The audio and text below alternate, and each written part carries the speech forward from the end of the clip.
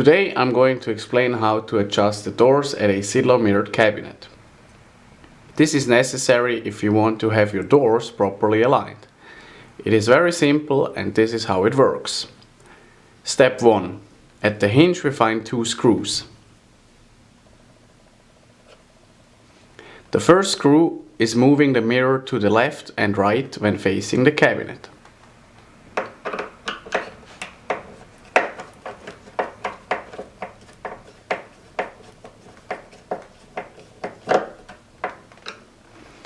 The second screw is moving the mirror forward and backwards.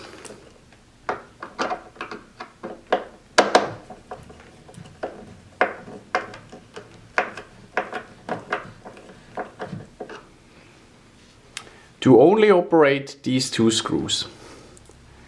Second step. Repeat these steps for all other hinges in your SIDLER cabinet.